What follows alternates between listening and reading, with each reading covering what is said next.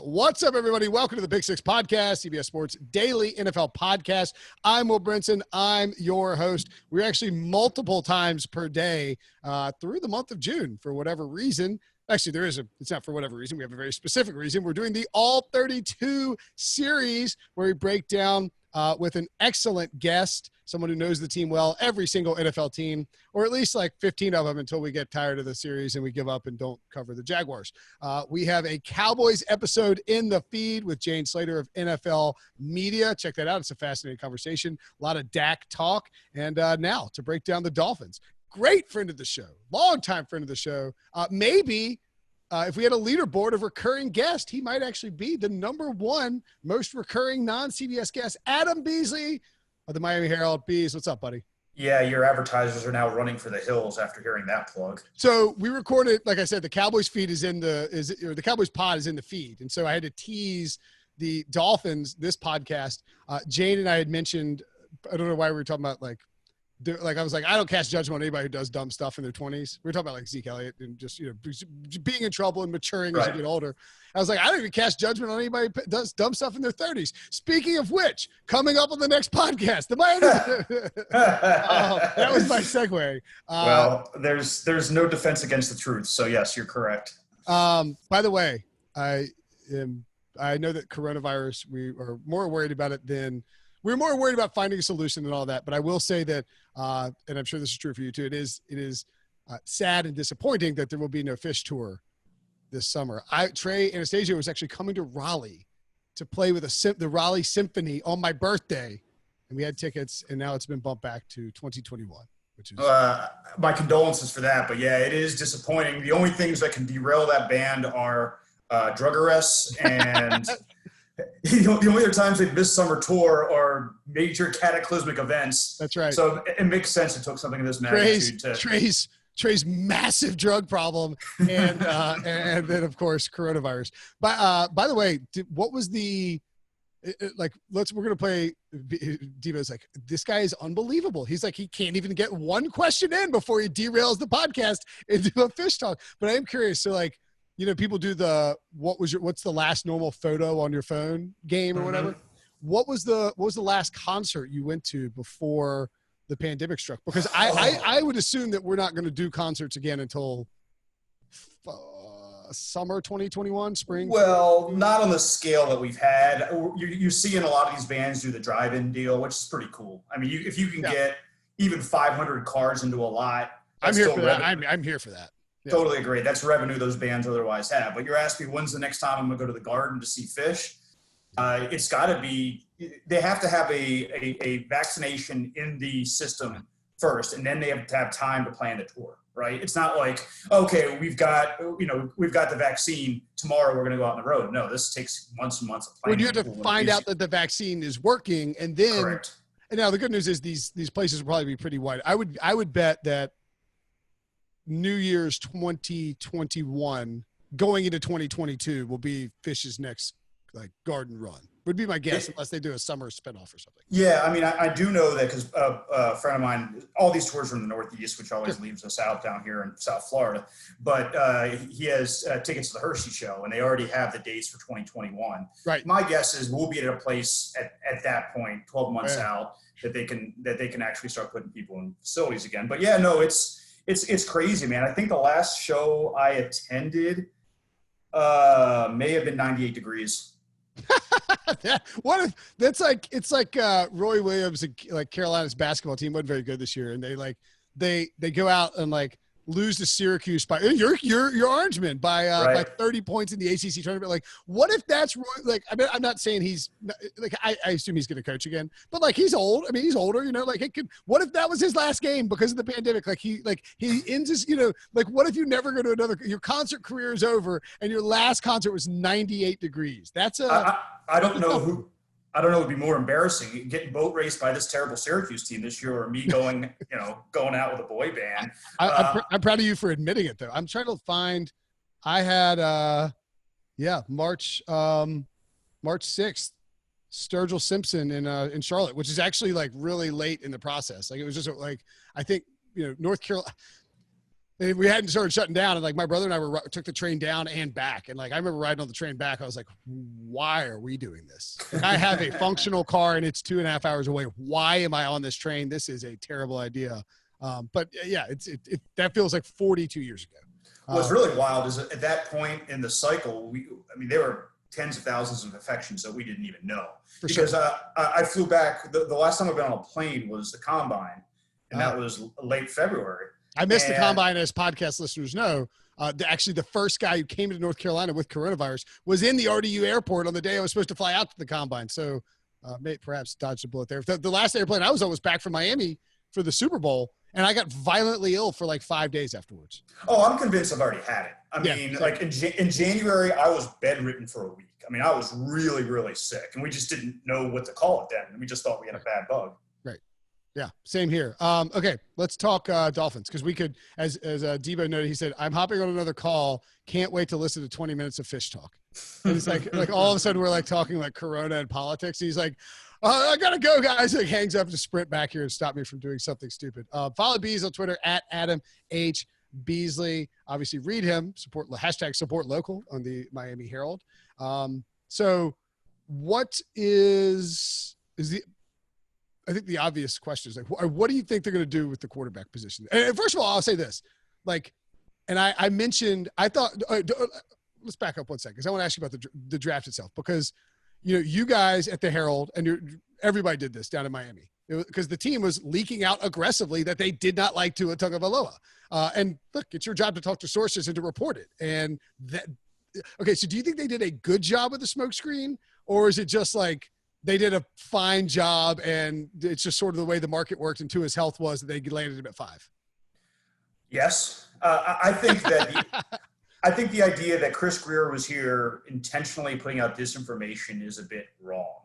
I think that they were clearly on the fence 2-3 weeks out. Okay. They didn't know for certain until the medicals came back at the end that Tua was going to be their pick, because and again, they weren't going to move up for him anyway because of the risk, right? Because the fact that you don't know for certain his body's going to hold up. So they weren't going to give up a first round pick to go up to 3 to get a guy that might be damaged goods. They thought that this is the guy we like the most. Obviously, his tape is.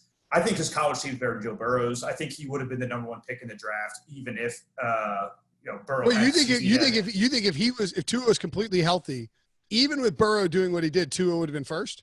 Yes, because he has 3 years of evidence. Sure. If Tua had made it through the season healthy, he obviously would have been in the college football playoff again. Yep. They would have been. They would have almost got in without him. Yeah, exactly. Yeah. So he would have had 3 or 4 more games of high level tape against the best teams in the country, and he did it for 3 years. One of his first passes as a collegiate was to win the national championship. And it was a bomb and a walk-off. Great. Yeah, it was a fantastic throw. So, no, I think that there would have been enough teams out there to make Tua the number 1 pick. And if the Bengals were on the fence about it, they could have traded out.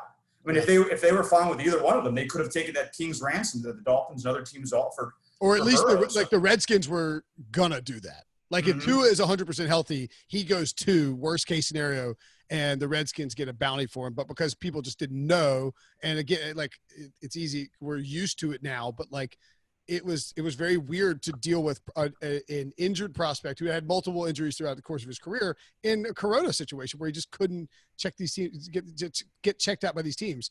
How do you think the Dolphins will play this in 2020? Because I think there's a lot of people who think there might be a redshirt situation and they might let Fitzpatrick play. He obviously, I think he did an interview with, was it Joe Thomas? Was it Eric Wood, maybe? Eric Wood. That's right. Sorry, Eric Wood. Sorry, all those linemen look alike to me.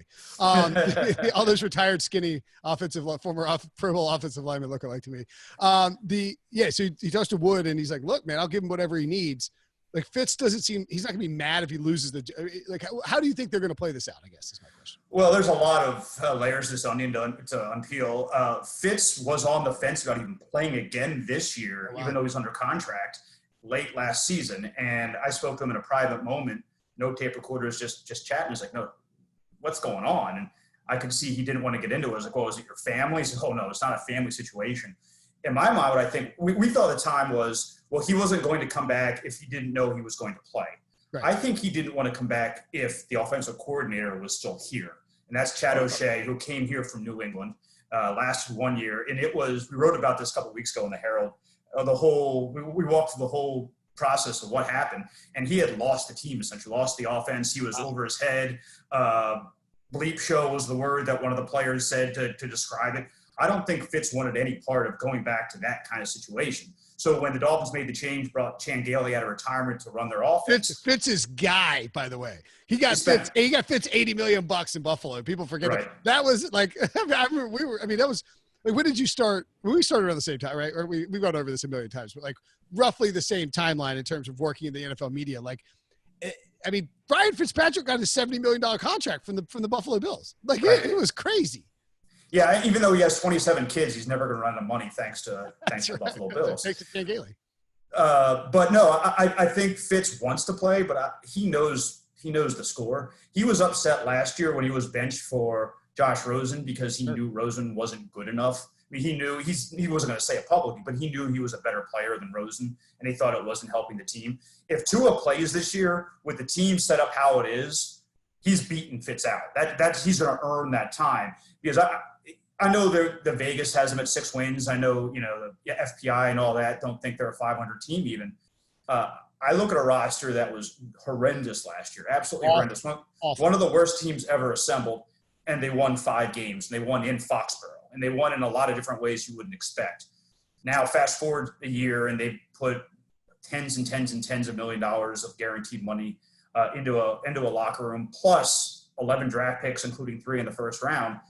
If they're only 1 win better, that's a failure. I mean, that is a huge failure for this team if they only go from 5 to 6 wins this year. Whoever's going to play quarterback for them this year is going to be good because Fitz knows that system as well as anybody. He's comfortable with the personnel. If he wins the job, it's going to be because he's good. Do I think they're going to redshirt Tua? No. I think that there's a chance that he could start out on PUP during training camp, particularly because they're not going to have any chance to see him this spring. If it was a true open competition from April 1 or May 1 or whatever it is they would have reported for OTAs, and Tua had a chance to get that entire offseason in the system, there's a chance he might have beaten out Fitzpatrick. He's that good. But I don't see a scenario with if it's just a compressed, real quick 4 or 5 week audition, how he's going to have enough knowledge, enough reps to be their starter week 1.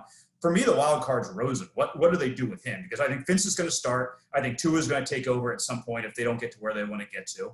But what happens to Rosen? Because, I mean, talk about a guy with 0 trade value now. I mean, he needs – I was having a conversation on our own podcast, by the way, Dolphins Depth, Armando Salguero and me. Plug it away. I appreciate it, Will. And he was saying, well, why doesn't Rosen force his way out? And my answer is, with what leverage?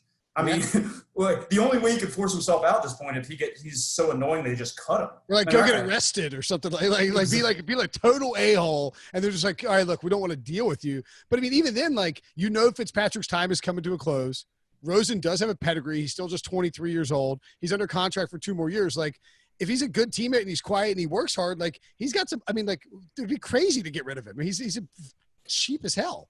Especially, yes, even for a number 3 quarterback, $2 million is very cheap. Right. But not only that, who's to say that Fitz doesn't get coronavirus? Who's to say that Tua doesn't get coronavirus? And they've got to shelve the guy for 2 weeks. And all of a sudden, if Fitz gets sick, Tua's not ready. What do? You got to have someone who's got some experience on. I know he's not a ton of experience, but you have to have someone in the building ready to step up and play. So I think they keep all 3. They're going to alternate between Tua and Rosen, who's on the active on game day. I doubt they'll keep all 3 active. And he'll have a chance to rehabilitate his reputation and his career. I think the likeliest path for Rosen is he goes through the season largely as the backup, maybe sometimes as number 3, and then he has a chance in 2021 to be their clear-cut number 2 because Fitz isn't going to be here in 21. Or if he plays well enough in the preseason and in spot duty, the Dolphins get something for him and flip him for a draft pick. Yeah, and I think it's a good point that you make. Like, so, and I think, Fitzpatrick probably not going to be there past 2020. Who probably else isn't going to be there? Chan Gailey. Like, I mean, I'm not saying he's not going to stick around for a while. That he's great at his job, an underrated coach in terms of the pantheon of offensive coordinators, and it actually was fairly decent in Dallas, I guess. But like, Fitz, if Tua beats out Fitz in a Chan Gailey system, it means Tua is ready to play at a Pro Bowl level almost. You know what I mean? Because that's how familiar Ryan Fitzpatrick is with the system. And so, yeah, I mean, I think that's interesting. And like, I don't think you would bring back I don't think you would bring Gailey out of retirement as like the long-term setup to pair with Tua. You know, like that's not the play. It's to create, and like Gailey uses a bunch of pistol and he's very creative and he can do all kinds of different stuff. So like this stuff will work with Tua, but to me, this feels almost like, hey, we still need to win some games this year. You know, I mean, does that make sense? Yeah. I mean, I don't think the Dolphins want to have their fourth different OC in 4 years is the deal, though. Right. I don't know if they're going to want to continue to turn over like that. So my guess is this is at least a 2-year deal. Okay. And they're going to want to spend the 2 years to let Chan develop Tua. And then if he feels like, okay, baby on the iceberg, I can push you out to sea now and you can survive on your own. I think push many babies out to, is it a baby penguin, I guess? Yes, yeah. Only the baby penguin. I do watch a lot of children programming now because I have a 2-year-old. Sure. And talk about a tangent. Narwhals are real. I had no idea. Yeah, of course they are. There are actual unicorns in the sea. So when you see like Frosty the Snowman or whatever it was, Rudolph the Red-Nosed Reindeer, when there's a narwhal that comes out of the ocean, that could have actually happened. I don't know about the Santa part, but the whale's real. Narwhals are real. What? By the way, this is totally unrelated. What's related to having a 2-year-old? What do you think the worst age to be during a pandemic, like to be during this coronavirus thing? It could be like 38 with a 2-year-old, 38 with whatever. What do you think the worst age is? Because I've been having this debate a lot. I think my guess would be father of middle school girl. Yeah, well, mid-30s, early 40s, or the actual middle school girl who feels like her life is ruined. That was going to be my response. Is that, I mean, these kids totally not doing anything what they want, and I think a lot of this unrest we're seeing certainly is grounded in reality. But I think some of this is just kids blowing off steam. I mean, they've been stuck in their houses for so long, told they can't do anything, and they're just going to freak out. And so I think you're seeing a lot of it. But I can tell you from personal experience, being 41 with a 2-year-old in the house is hell. I mean, daycare opened back up today, and we couldn't take him fast enough to the front door to drop him off with the professional caretakers to keep him alive for the next 8 hours so we could have some sanity. Yeah, I mean, I don't know if you've seen that clip. It's like rolling up to your grandparents after like a pandemic. It's like this SUV wheels up and it's like slams on brakes, like skids out, like the doors fly open, the kids are shoved out, and then it peels away. Like right after that, it's like, here you go, Gramps, take them. How many? You have 2 kids, is that right? Just one, just a 6. Just one. Yeah, I mean, like I can't complain. Like I got it pretty easy, but I mean, he's a handful for sure. And my wife, who may or may not be able to hear me as I'm recording this, is a lovely woman who's doing a great job with him. Does it? Oh, they just walked back inside. So you know what? I'm going to leave it at that. I actually did hear him coming in the house. Okay, so let's take a quick break, and then we'll come back and we'll discuss more matters at hand with the Dolphins. So what is the story? I mean, like this quarterback thing with the Dolphins is all anybody's going to talk about. That's just how rookie quarterbacks work. What is the storyline that not enough people are paying attention to with the Miami Dolphins? I think their secondary has the chance to be the best in the National Football League. I think they can be the best coverage secondary in all of football. And that sounds crazy because they gave up a bajillion yards last year. Well, they gave up a bajillion yards last year with Xavier Howard missing most of the season, with them playing guys literally off the street late in the year, with Bob McCain still learning how to play safety, with Eric Rowe making a position change to safety. Now, fast forward a year, and they've got Xavier back healthy. They have that experience with McCain and Rowe. And Rowe is one of the better covered safeties against tight ends you're going to see. I mean, they kind of just stumbled into him. They signed him to be a corner. It didn't work out there. It was like, all right, let's try him with safety. He got a contract extension out of it. And then you throw in Byron Jones, who's the best free agent position player available.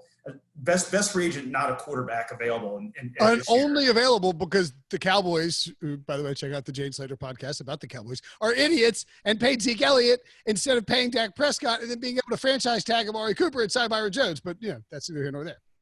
And it worked to the Dolphins' benefit because they got – I mean, it was stunning. We thought Xavier's had some issues. He's had his health. He had an arrest, although those charges have been dropped. So we were thinking, are you cutting? Are you trading Xavier Howard? No, they're going to play him together.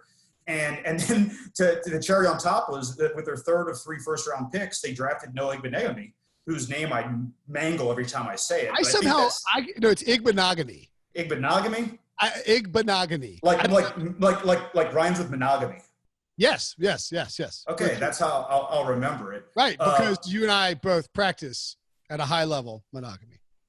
Obviously. I mean, it's the only way that I can convince someone to deal with me for the rest of my life. That's right. Yeah. You don't get polygamy with this package and No. think anyone's sticking around. One or the other.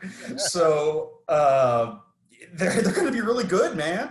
And I think that their pass rush is still going to be a concern. They don't have a true guy, although they spent money on Shaq Lawson. Sure. And they've got Van Noy now, and they're going to do some things. Emmanuel Ogba's not terrible. He's not going to give you 12 sacks, though. I mean, it's going to be by committee how they do this. Let me ask you this on the secondary. And I don't think you're wrong. Like it's hard to find a way where the secondary stinks. Is this a thing where Brian Flores? Do you think this is because the Patriots did this first? They went out and spent on the secondary and they invested heavily in the secondary. Is this coming from Flores? And then he's working with Greer and that's the plan, or is that something Greer noticed too? How did that sort of plan out, that approach to build out that secondary? Well, I mean, they played 50 dudes last year. I mean, they did not have enough bodies in the secondary. The secondary sucked last year. They're like, let's get better. Okay. Right. Yeah. And so, Flores coached defensive backs when he was in New England, and he saw the value of having that lockdown aspect. This is clearly a regime that does not believe that you need a guy, even though they tried to get him last year, Jadeveon Clowney.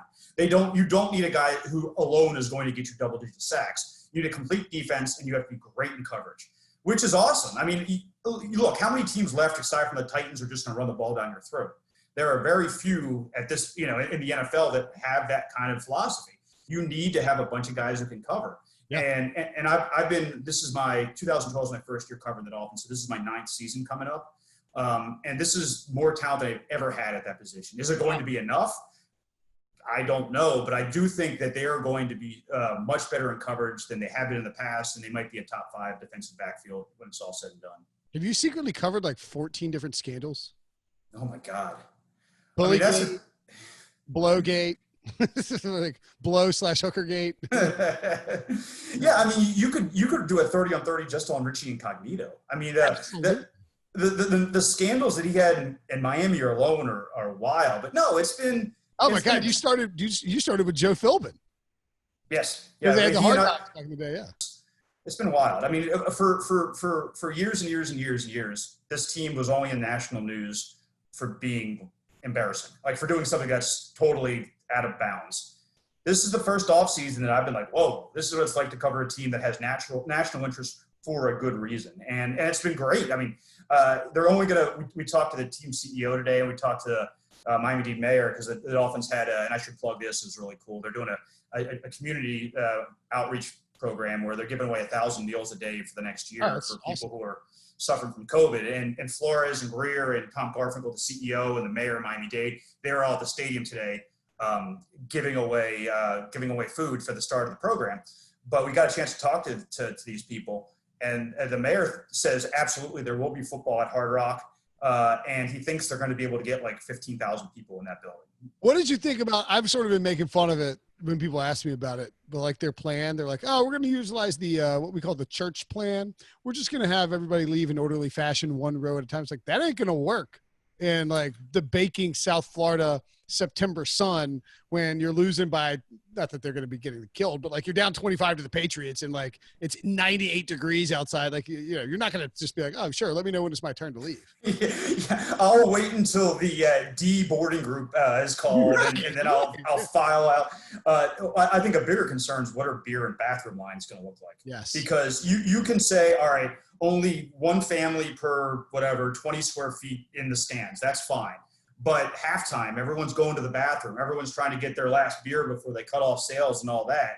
That's when it's going to be dicey. And I don't know if you've had any experience with this, Will, but large amounts of alcohol do sometimes affect your judgment. I have. I don't know if you've had any experience with this, Beasley, but the Corona Elves have been problematic at my house. Every night they break in and steal a bottle of red wine. One bottle, sometimes they take some bourbon. a lot of times they'll just like take a couple of IPAs, and these elves are just coming every night. Ever since we went on lockdown, every night they come in here. I've had to make certain days of the week dry, Mondays and Tuesdays. Today is a sober Monday for me, because if not, I'm with you. It would be, I would be spending tens upon thousands of dollars at Total Wine, just because there's literally nothing else to do. So. That's actually a smart idea. I mean, it's like quarantine's ending. I'm like, you know what? Maybe I'll sober up on Monday and Tuesday. It can only help. I mean, that's true. So no, I think it's going to be, in theory, it's going to be smart to be able to monetize some of the season, because there's going to be no one's having any rallies for billionaires losing money, and they shouldn't. They're the least of our concerns in this deal. But it makes a difference for like the salary cap and all revenue and all the things that go into the calculation of, like, again, nobody's worried about, NFL players not getting, not getting paid. I mean, like some guys we are, but like there are trickle down effects that have larger systematic issues. And like, maybe these guys lose a bunch of money, so they start cutting corners here, like, et cetera. I mean, it's something you don't want NFL teams losing piles of money because there's no fans in the stands.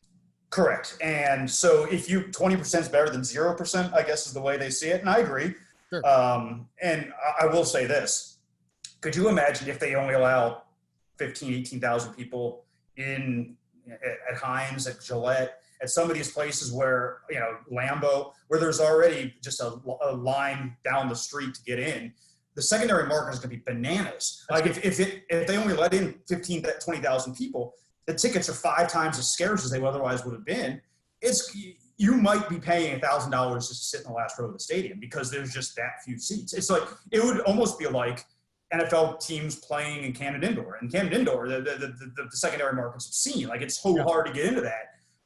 And then, I mean, with all apologies to Duke, it's not an NFL team. Like, the interest in Duke and the interest in the New England Patriots or the Pittsburgh Steelers are not the same level. So, yeah, your point is a larger economic one. I mean, supply and demand. Like, if you have a good team, like if the Patriots are good again and they're only letting 15,000 people into Gillette Stadium, yes, of course, those tickets would be way more expensive than they normally would. And because, I think one of the things too is that these teams that are outdoors. So I don't know that I really want to sit in a dome, because I think it's the shared airspace thing for me. But if you're like outdoors, like, I don't have a problem being on the beach. Like there's enough air being regenerated to where I feel fairly safe, I guess. Yeah, I mean, I won't go into an indoor restaurant. I just won't do it. Right. But I want to. They're dying to. It's crazy. They want their Applebee's back. It's wild. It's like Pete Prisco. We get it. You like jalapeno poppers, pal. Like, we don't. I don't need to hear like you want to go to Chili's for your freaking appetizer. But not that we're not looking for a Chili's sponsorship here or anything. But there's a big leap between that and not allowing me in my community pool, which we still are not in South Florida, which it's kind of lawless down here. Yeah. Yeah. You may have seen on television from time to time. No, but I am all for, and again, I'm not Dr. Anthony Fauci. I'm not going to give you medical advice. Do with your life what you will. But I am far more open to the idea of being in an open air facility. 100%. We were talking about drive-ins for concerts, things like that, where if you're telling me that I'm not going to come in contact with people that aren't part of my family, I'll be there in a heartbeat. I will, because at some point you just have to go back to living your life.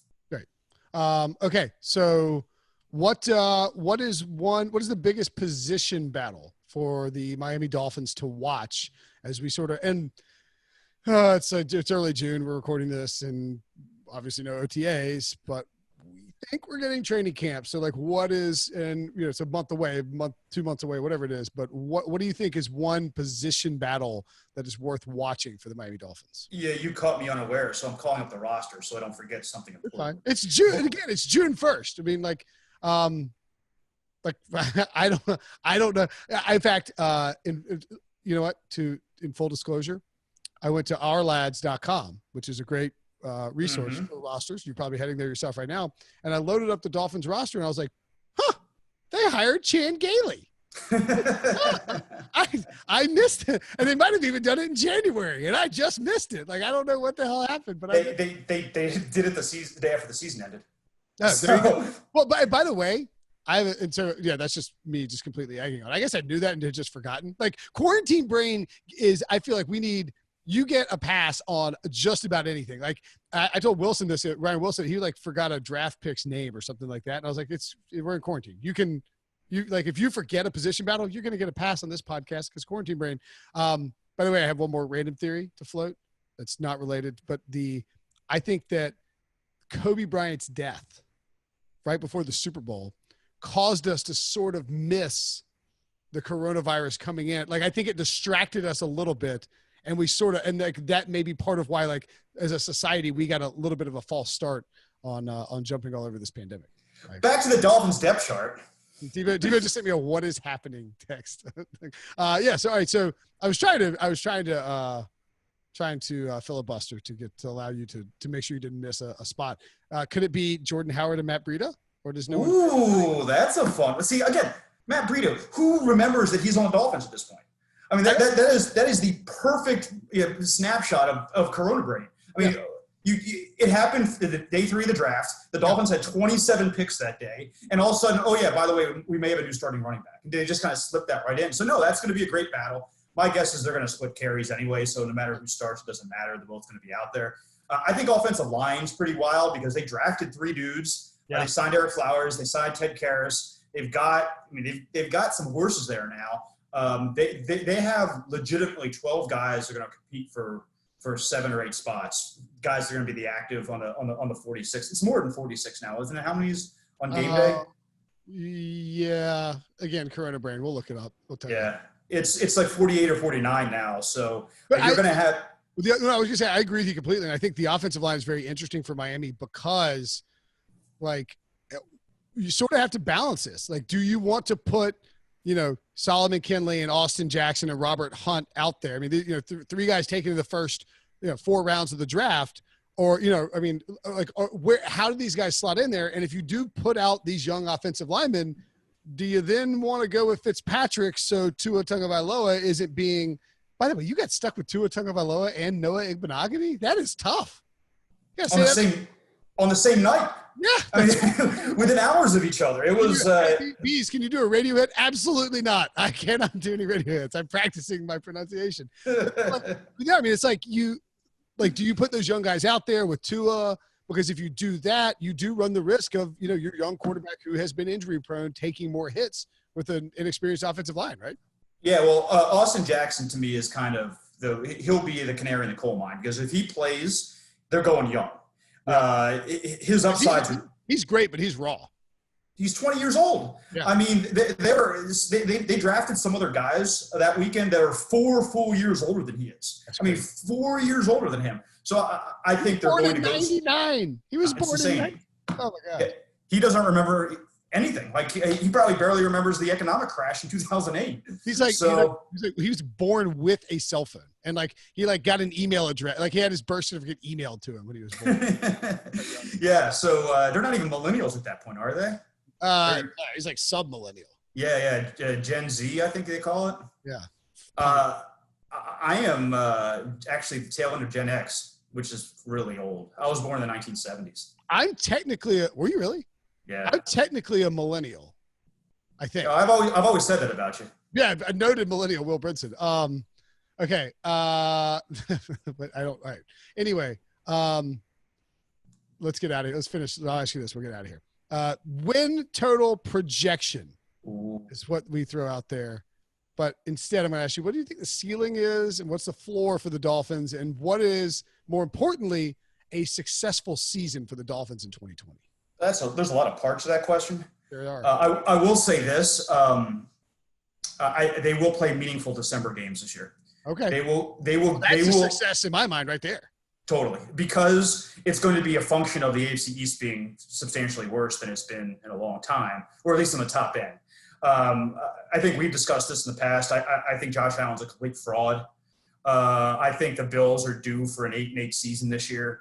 I think the Patriots are due for a 9-7 season this year. So I think 9-7, 10-6 is going to win the AFC East. And all that means is you have to get to 6 wins before December arrives. The Dolphins can win 6 of their first 13 games, wherever it's going to be.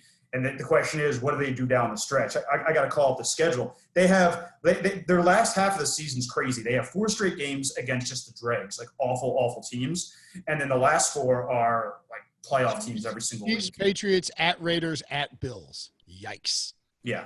So they could be like, oh, I don't know, like 7-5 and end up at 7-9. So I mean, I do see a path for them being relevant in December, and then their youth and their lack of talent and all that fail on them. But they're going to be a much more competitive team, particularly early in the season, than they were last year. Last year was crazy, man. They were picking guys up off the street on Wednesday and playing them on Sunday. That you're not going to see that this year. It's going to be a real roster run the correct way. So you think there's an outside shot the Dolphins actually do win the division, and a decent shot that you think they'll be in the playoff race? Yeah, because the AFC and expand the playoffs too. There's no way Stidham's win 12 games. They're just not. Right. And so the question is, I didn't even consider the wild card, and that will put everybody in it. Like, I mean, if you have 5 wins entering December, you're still going to be mathematically alive. So. Absolutely, yeah. So in other words, you think that the Dolphins probably cap out at like 10 wins if they could luck box to, like, these young players step up, play well, the veterans perform, the free agents max out, 10 wins, and the Dolphins like steal the AFC East. And I mean, man, would that would change South Florida a little bit. Oh, and especially if Tua is the guy driving the train. Oh, I mean, if Fitzpatrick struggles, they're 3-5, and they make a change, and he wins 3 out of 4 to get back into it. I mean, it's going to be bedlam, and so and that's what we need. I mean, this market has been so beat down from a football perspective, and they've lost an entire generation of fans to basketball fans, and they need this desperately, and that's why I think the idea of them, although it might be the smart long-term play, I think they're not going to sit Tua. I think he's going to play at some point this season. Probably not to start just because of all the extenuating circumstances. Sure. But he is going to be on the field late November, early December, and they're going to have a chance to make some noise and maybe get into the playoff hunt. And it'll be great because last year, this time last year, we were saying, is this the worst team of all time that we're going to cover? Will they win a game? And now fast forward 12 months and you're like, oh, maybe they sneak in at 9-7. And there is going to be 1 or 2 teams this year because of, as you mentioned, the expanded playoffs. And I don't think the AFC East is any good this year that make the playoffs at 9-7. And, I would almost guarantee in this offseason with everything that's going on and the way that I think even good teams might struggle out of the gate because of the offseason, training activity schedule, that like we're going to see an 8-8 or maybe 2 8-8 playoff teams. Right. Why not us? Yeah, Miami 8-8 playoffs. We'll take it. Adam Beasley at Adam H Beasley on Twitter. Great friend of the show. Read him on the Miami Herald. Check out his podcast. Bees, always a pleasure, buddy. Thanks, man.